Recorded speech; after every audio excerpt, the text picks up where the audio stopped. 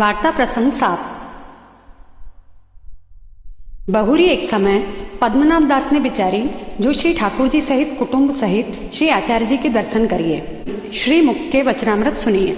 सो श्री ठाकुर जी सहित कुटुंब सहित अड़ेल में आए। सो कछुक दिन रहे, परिद्रव्य को संकोच बहुत हतो। ताते श्री ठाकुर जी को भोग समर्पे, सो छोला तली के समर्पे। सो छोला अच्छी रीति सु बीनी के पहले दिन भिजोए राखे, दूसरे दिन नीकी भांति सु तल के समर्पे। सो या भांति पातल में एक मुट्ठी दाल की भावना करते, एक मुट्ठी भात की, एक मुट्ठी खीर की, सागादिक सबको नाम ले न्यारी न्यारी मुट्ठी धरते। सो श्री ठाकुर जी सगरी सामग्री को भाव सो आरोपते। या प्रकार नित्य करें। पाछे एक दिन एक वैष्णव श्री आचार्य जी सो यह सब प्रकार कहे, जो महाराज पद्मनाभ दास श्री ठाकुर जी को या भांति छोला समर्पित हैं। सो एक दिना श्री आचार्य जी भोग समर्पवे की बिरिया पद्मनाभ दास के घर पधारे। सो पद्मनाभ दास सो पूछे, जो यह ढेरी न्यारी न्यारी क्यों है? तब पद्मनाभ दास ने कही, यह दाल है, यह भात है, यह खीर है, यह कढ़ी है, यह सागादिक है। या प्रकार सब ढेरी को सामग्री बताए। तब श्री आचार्य जी महाप्रभु को हृदय भरी आयो और जान्यो जो या के द्रव्य को संकोच है ताते यो करत है, परंतु द्रव्य को उपाय नहीं करत है, बड़ो धैर्य है। ताते या के ऊपर श्री ठाकुर जी बड़े प्रसन्न हैं।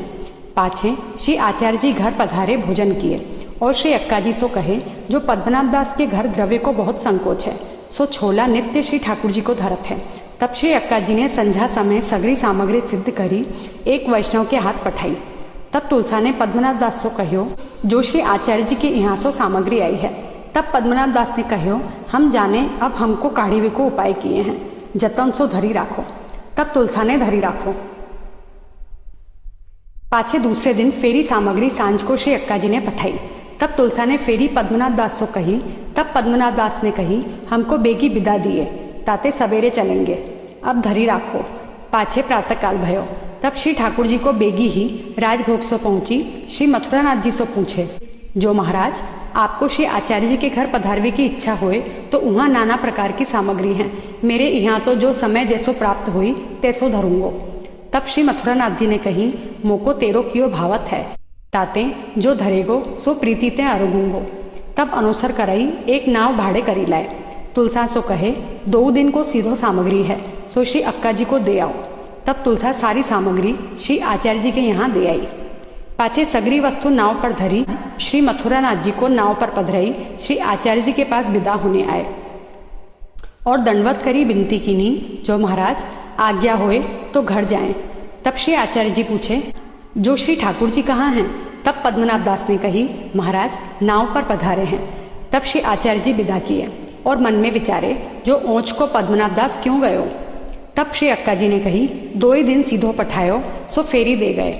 तब श्री आचार्य जी ने कहो, जो सीधो पठवायो ताते गयो, नहीं तो न जातो। ऐसे श्री आचार्य जी ने श्री मुक्ते कहो।